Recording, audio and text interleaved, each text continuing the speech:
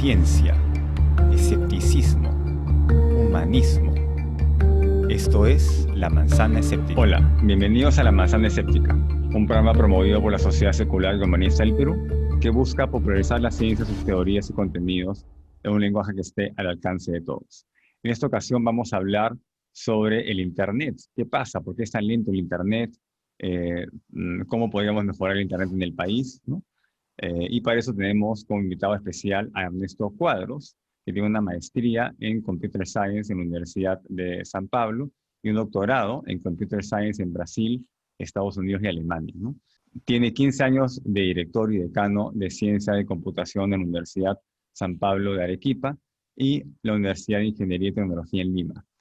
Encargado de la jefatura de la Oficina de Tecnología, Información y Comunicaciones, o TIC, ¿no? Es miembro de 2 directorios de nivel mundial encargados de hacer todas las regulaciones de las carreras de computación a nivel mundial. El Board of Governors de la IEEECS, elegido por votación a nivel mundial, y es el único latinoamericano en ambos directorios.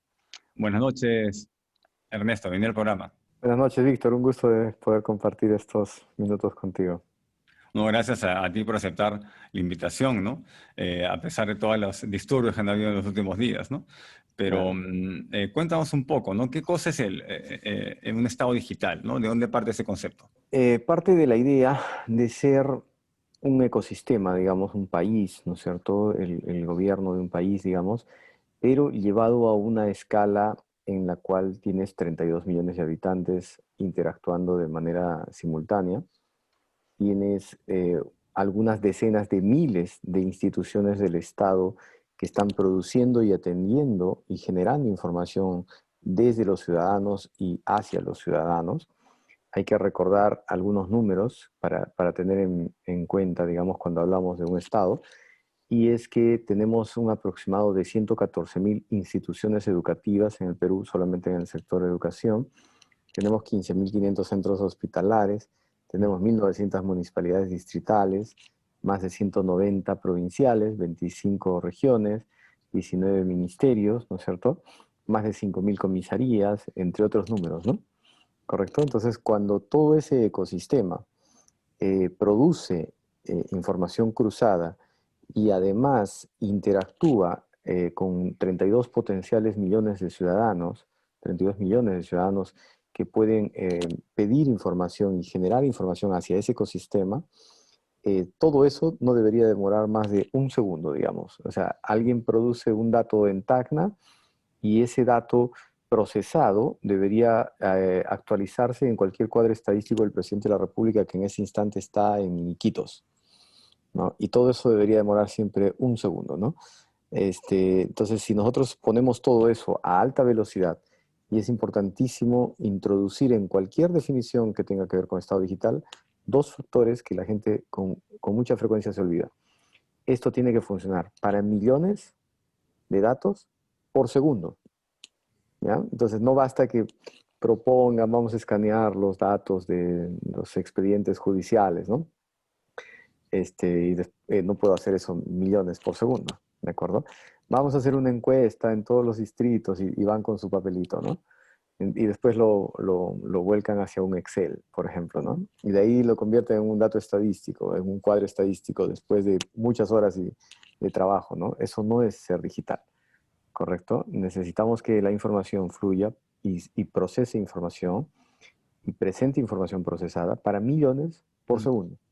Ahí creo que podemos entender claramente el concepto, ¿no? Entonces, ¿existe un modelo en el mundo que reproduzca esta idea de estado digital? En Estonia, por ejemplo, Estonia es un país del tamaño de Ica, que es un país que se desprendió de la Unión Soviética, ¿no?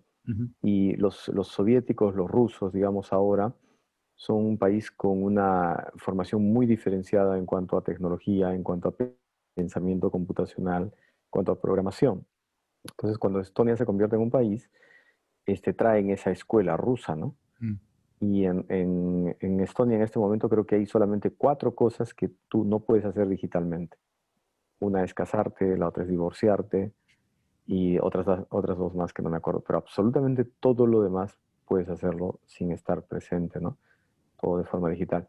Otro caso interesante es lo que tú miras en Corea, que también es un país que al final de la Segunda Guerra Mundial tenía un ingreso per cápita que era la mitad de lo que tenía Perú en ese mismo momento, y ahora nos ganan por muchas veces, digamos. Ujú. Otro ejemplo también es China, ¿no? En China yo he estado algunas veces por allá, interesantísimo observar que hay mucha gente que considera que Estados Unidos está muy adelantado, pero los chinos están muchísimo más adelantados, ¿no? Por ejemplo, un ejemplo que yo siempre muestro en las charlas o con mis alumnos es que vi una niña de 3 años que su mamá, que le pidió a su mamá que quería comprar pues una hoja, digamos, de adhesivos, de stickers de Kung Fu Panda o algo parecido. Y lo único que hizo la niña de 3 añitos era remangarse la manguita, tenía un relojito acá y se quedó así, ¿no? Y yo estaba al costado porque me estaba atendiendo a mí primero la señora. Y cuando terminó me di cuenta y me quedé mirando y lo único que hizo fue esto, ¿no? Pip, listo. Medio segundo demoró todo el pago y la niña de 3 años se fue. Mm. Eso no lo miras en otro lado, ese nivel, esa velocidad no la miras. Y otra cosa interesante es que en China tú tampoco miras, por ejemplo, gente en la calle pidiendo dinero, ¿no? No miras eso. Pero eventualmente vas a encontrar alguno, ¿no? Porque de repente es hasta un extranjero que se quedó ahí por alguna X razón, ¿no? Y bueno, y lo interesante es que si tú quisieras darle plata a ese mendigo, lo que hace es, se abre la solapa y te muestra su código QR para que lo leas con el celular y esa es la forma de darle dinero. Eso no lo miras en otro planeta, en otros países, ¿no? Mm.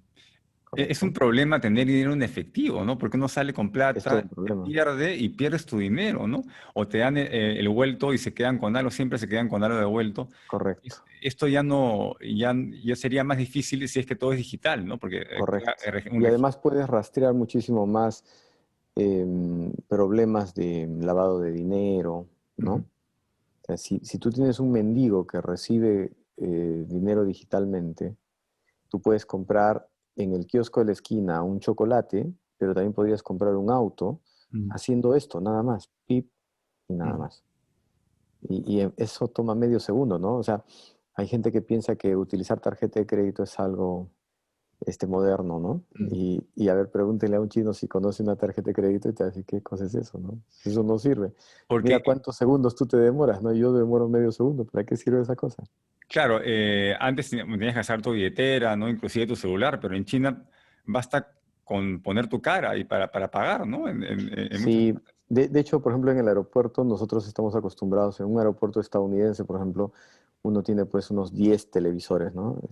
Y voy a buscar dónde está mi vuelo, en qué puerta, ¿no? Ujú. Pero en China me acerco al televisor, me pongo así de frente, él hace el reconocimiento facial, ya sabe quién soy. Como yo pasé por los rayos X, sabe, digamos, mis datos y todo eso, lo cruza y me dice, usted va a la puerta tantos, buenas tardes, Víctor, ¿no? Ujú. O sea, el sistema está en otro nivel realmente. O sea, eso es un ecosistema digital, ¿no? Eso es un estado más digital, ¿no? ¿Y cuál es la situación nacional? ¿Qué haría Es falta? ¿Qué complicadísimo, ¿no? piensa que se puede Porque, ayudar? mira, yo con todo cariño y respeto, no sé por qué siempre nos gusta compararse o intentan ganarle pues a Colombia, a Chile, ¿no? Y eso forma parte de la mentalidad tercermundista y atrasada que tenemos. Mm. O sea, necesitamos cambiar esa mentalidad y dejar de ver tan cerca nuestra propia nariz, ¿no? Y aprender a desplegar un poco la capacidad del cerebro que tenemos y dejar de compararse en esa dimensión, ¿no? Y no creo que estamos bien, estamos bastante mal, bastante atrasados en muchos aspectos. La información en el Perú sigue siendo muy centralizada.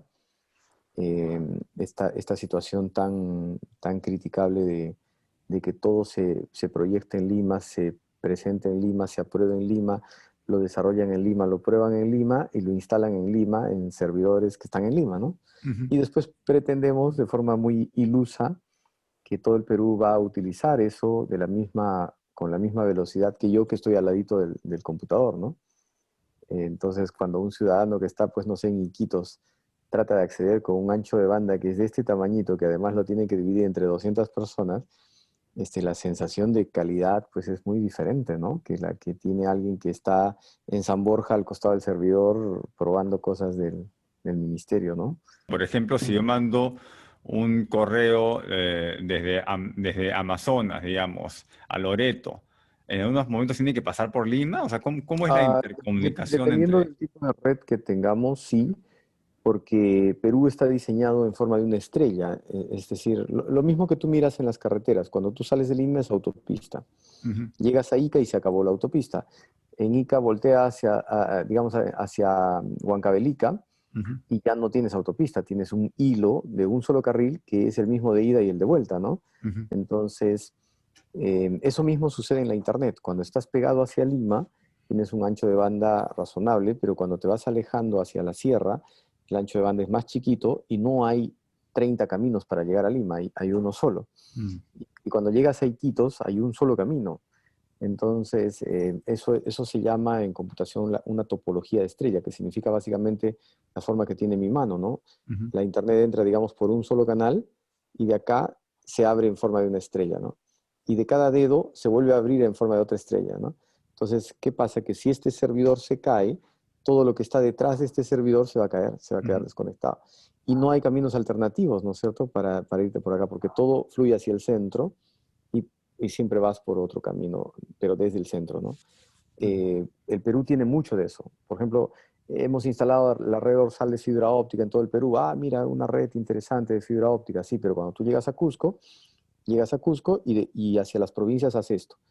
Y al costado de Cusco está, no sé, Ayacucho. Entonces Ayacucho está acá al costado y Ayacucho tiene otra estrella. Pero estas dos estrellas entre Cusco y Ayacucho, que son vecinos, no tienen conexión. Todo fluye hacia un centro y de ese centro va hacia la costa y de ahí se va hacia Lima. Entonces nunca la haces, pues, nunca la haces, ¿no? Entonces no es un diseño inteligente, digamos. O sea, ¿qué haría No, falta? porque estoy seguro que muchas personas dirían, no, ¿sabes qué? Están queriendo gastar 100 millones, pero esto yo lo puedo hacer con 5 millones, ¿no?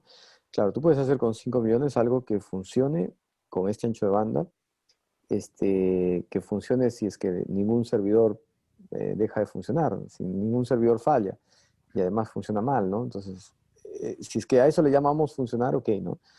Pero también, por ejemplo, yo he visto estadísticas donde dicen, por ejemplo, no sé, hace tantos años, 10 años, 500 distritos tenían acceso a Internet. Ahora tenemos 1500 distritos, ¿no es cierto? Entonces, hemos triplicado, ¿no es cierto? Pero lo que no te dicen es que cuando tú estás en un pueblo chiquito, el ancho de banda es así, pues. Una cosa es que tengas internet en Miraflores con un ancho de banda así, y otra cosa es que llegues al fondo de la selva y te toque un ancho de banda así, que además lo tienes que repartir entre los Mm. 200 alumnos de un colegio, digamos, ¿no? Entonces no basta mostrar un indicador de cuántos distritos ya tienen internet, Mm. ¿no? La pregunta que no estamos haciendo es ¿y con qué calidad, no? Claro. ¿Con qué calidad ese ciudadano puede consumir, no tiene el mismo derecho que tú, que no naciste en ese lugar? ¿Por qué tú tienes que tener más ventaja que él solamente por el hecho de haber nacido en lugares diferentes del Perú? ¿No? No, inclusive sin ir muy lejos, en la misma ciudad de Lima, hay lugares donde no hay internet, no hay señal de Totalmente. celular, y se han visto pues en las noticias que los alumnos de colegio tienen que subir Subir a un caminando a cerro, los un cerros árbol, ¿no? para poder tener sus clases, ¿no? Sí, totalmente. Sí. Esos son los indicadores, digamos, poco perversos que observamos, ¿no? Te maquillan los números, te los mandan de una forma que aparentemente estamos avanzando, ¿no? Y esconden la realidad porque, digamos, a ver, yo vivo en Lima, estoy en Miraflores, entonces a mí no me afecta, pues, ese es el fondo del asunto, ¿no? Mm. Entonces, oye, les estás haciendo un favor en darles, ¿no? Si antes no tenían nada, tienen que agradecerte, ¿no? Pero estamos haciendo algo, pues, muy mal, ¿no? En realidad, solamente en Lima se resuelven los problemas para Lima. Y Claro. como en Lima, cualquier persona que yo agarre en Miraflores, obviamente va a tener pues luz, agua, teléfono, cable, auto, ¿no? Gas y todo el asunto. Entonces, ¿qué problema estás resolviendo, no? Mm. Con Bueno, y eso. ahora que hay toda esta movida, bueno, ya tiene hace un tiempo en contra de las antenas, ¿no? Antes porque generaban cáncer Ese y es un ahora punto importante. contra las antenas que 5G que supuestamente imparten el coronavirus, ¿no? Y ya se han quemado Terrible. antenas, ¿no? Hay gente que ha salido a protestar en contra de las antenas y también protestan que el internet es lento. Entonces, no hay una, no hay Sí, una pero coincidencia, ¿no? es una cosa lógica, es una cosa muy básica de entender, ¿no? Mm. Si tú en una ciudad del tamaño de Lima pones 10 antenas, por decir, entonces vas a tener muchos millares o millones de celulares concentrados en cada una de esas 10 antenas. Si tú pones 500 antenas, el flujo ya no va a estar tan concentrado y va a estar mucho más suave, ¿correcto? Entonces es conveniente tener más antenas. Justamente si lo que tú quieres es, digamos, supuestamente, no sé, que las antenas emiten cierta radiación y no sé qué tantos. Entonces lo que es conveniente es bajar ¿no? Aumentar el número de antenas, de esa forma se distribuye la carga y de esa forma te afecta pues menos, si es que eso es lo que te preocupa, ¿no? Ujú. Pero, pero bueno, Bueno, pero la gente pues... con la tecnología 5G van a tener que incrementarse las antenas, ¿no? Porque Mm. se requiere de una mayor cantidad de antenas, ¿no? Porque no tiene tanta distancia, ¿no? No hay Claro, tanta pero distancia. justamente, o sea, al aumentar, la idea es justamente hacer una distribución de carga. Ujú. No debes mandar todo hacia un único punto, ¿no? Por cierto, ese es un error fundamental que existe en todo el Estado peruano, ¿no? ¿Dónde están las bases de datos del Ministerio de Educación? En el Ministerio de Educación. Entonces, Mm. cuando tú tienes 400.000 docentes tratando de consumir datos o subir sus notas, ¿hacia dónde va eso? Hacia un único punto centralizado. ¿Alguien se ha puesto a pensar qué pasaría si yo suelto 400.000 autos y les digo, nos vemos en la puerta del Ministerio de Educación? Mm. 400.000 autos por segundo, es un colapso inmediato, ¿no? Y no hay ninguna Javier Prado ni vía expresa que te va a salvar porque no aguantan 400.000 datos por segundo. Lo mismo sucede en el MINSA, lo mismo sucede en el Ministerio de Economía y Finanzas, y todos hacen fluir la información hacia un único punto, Mm. cuando deberían tener una malla, ¿no es cierto?, de una base de datos como quebrada, digamos, en partes, de tal manera que si yo estoy en Tacna, mi consulta no tiene que venir hasta Lima, de repente me responde más rápido la base de datos que esté en Arequipa. Claro, mucha gente piensa que el Internet está flotando ahí, ¿no? Pero en realidad tú te conectas a servidores específicos, ¿no? Y si están todos los servidores en un solo lugar, pues va a haber obviamente un cuello de botella, ¿no? Entonces la idea Claro. sería que el Estado también distribuya estos servidores a lo Claro. largo del territorio, ¿no? Sí, y aparte, digamos, una de esas máquinas, cualquiera de esas máquinas, en cualquier momento, como sucede con Google o Facebook, Mm. cualquiera de esas máquinas en cualquier momento el disco duro se puede quemar, Mm.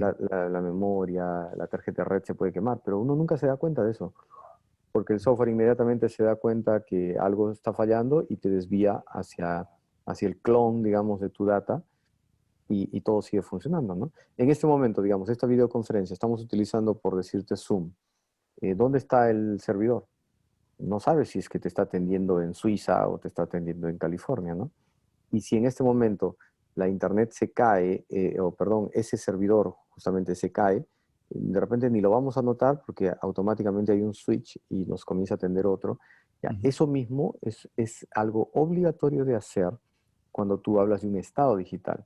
Mm. Tiene que ver con una capa intermedia debajo que hace todas las veces de control de tolerancia a fallas, si es que algo se cayó, ¿no es cierto? Rutas alternas, ¿no? Y todo eso.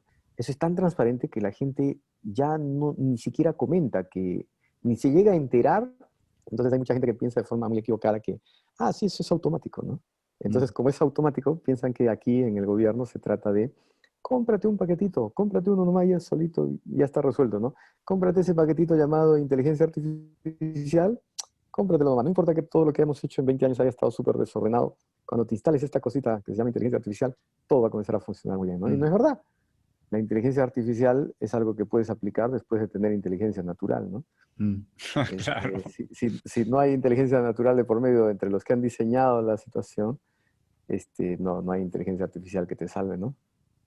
Entonces, ¿a cuánto tiempo estamos de tener un estado digital real? O sea, ¿qué haría Es una pregunta falta? complicada. Es una pregunta complicada porque si empezásemos a trabajar a toda máquina con el foco claro de dónde queremos llegar, que ya se tiene eso, podríamos estar hablando probablemente de unos 2 a 3 años, digamos, full en algo así.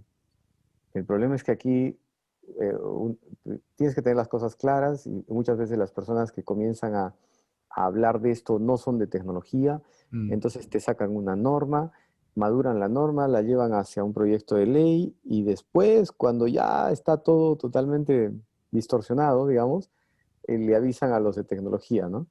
Y el de tecnología dice, oye, pero esto está mal, esto está mal, está mal, esto que tú dices por acá, eso no se hace así. Ah, no, pero es que sabes que la norma ya está hecha, ¿no? Tienes que hacerlo así.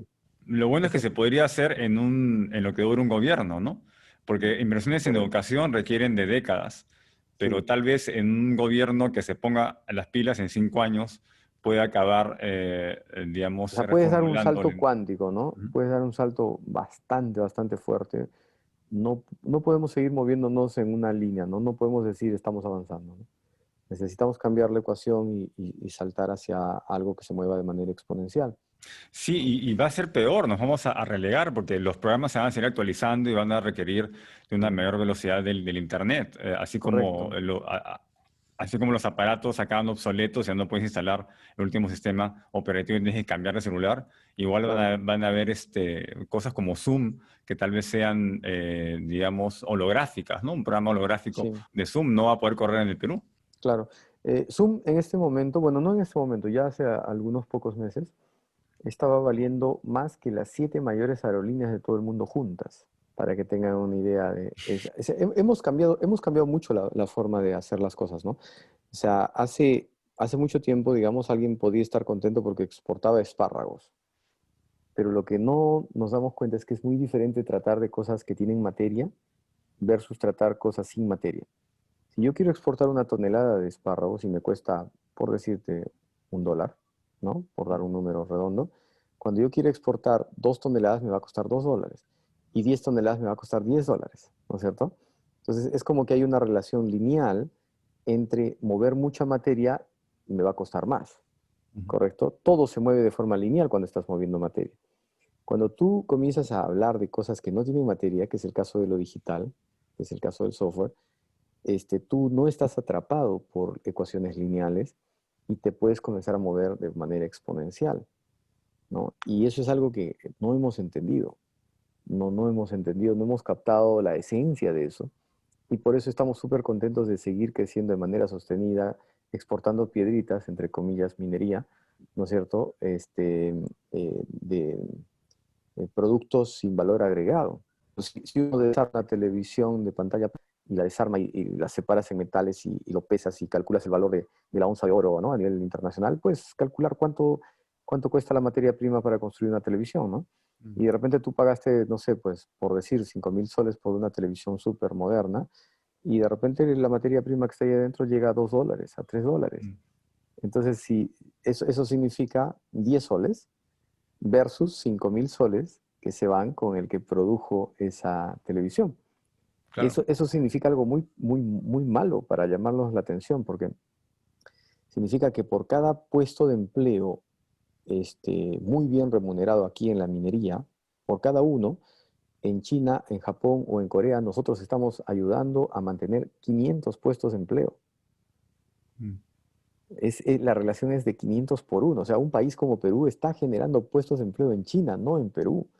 Claro. ¿No? Es totalmente, totalmente perversa la, la ecuación, digamos, la dinámica en la que nos hemos metido, ¿no? Por ser un país que solamente está preocupado en usar tecnología. Mm. Y pensamos que eso es modernidad, ¿no? Y necesitamos justamente comenzar a hablar mucho más de ciencia de la computación. Es importante, por ejemplo, entender que Bill Gates estudiaba ciencia de la computación, Mark Zuckerberg estudiaba ciencia de la computación, ¿no? Los que crearon Google, ¿no? Mm. Sergey Brin y Larry Page estudiaron ciencia de la computación. Entonces, no sé, los que crearon Netflix y Twitter y Amazon, ¿no? Y WhatsApp, ¿no? Y Zoom. Toda esa gente es de ciencia de la computación. Mm. Y en el Perú, ¿por qué hablan tanto de ingeniería de sistemas, ingeniería informática? A nivel mundial ni siquiera tiene definición. Ingeniería de sistemas no tiene definición, ingeniería informática no tienen definición. ¿Por qué en el Perú se habla tanto de eso? Si son carreras que ni siquiera tienen respaldo, ni a nivel nacional ni a nivel internacional. Necesitamos más programadores, ¿no? De todas maneras, que es la carrera del futuro. Necesitas mucho más programadores muy sofisticados, ¿no? sea, hay gente que sepa desarrollar software muy sofisticado y eso básicamente es una actividad que está determinada por la forma en la que tú piensas frente a un determinado problema, ¿no? Eso es. Y eso tenemos muy poquito acá. De hecho, las universidades más fuertes en computación en el Perú están en Arequipa y están en Arequipa hace 14 años probablemente, más o menos, ¿no? Google va a buscar gente en Arequipa, ¿no? Solamente en la Universidad de San Pablo en Arequipa tiene más egresados trabajando en Google que todo el resto de universidades del Perú juntas. Y eso no está bien. Eso no es algo para decir, wow, mira, lo máximo. No, a mí me parece muy mal. Porque no está bien que una sola universidad le gane a todas las otras universidades del Perú juntas. Claro, ¿no? Se crea un monopolio. Bueno, Ernesto, Sí. muchas gracias por estar en el programa. Hemos aprendido bastante, creo, sobre los problemas y los retos que tenemos, ¿no? Para poder adaptarnos, pues, a los cambios de la cuarta revolución industrial, ¿no? Sería muy interesante que más personas se motiven por estudiar computación y que impulsen, pues, estos cambios que necesitamos, ¿no? Claro, claro que sí. Genial, bueno, muchas gracias. Ya estamos cerrando el programa.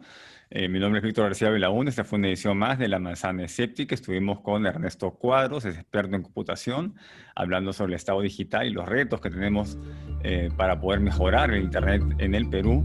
Y nos vemos en la siguiente edición. Chao.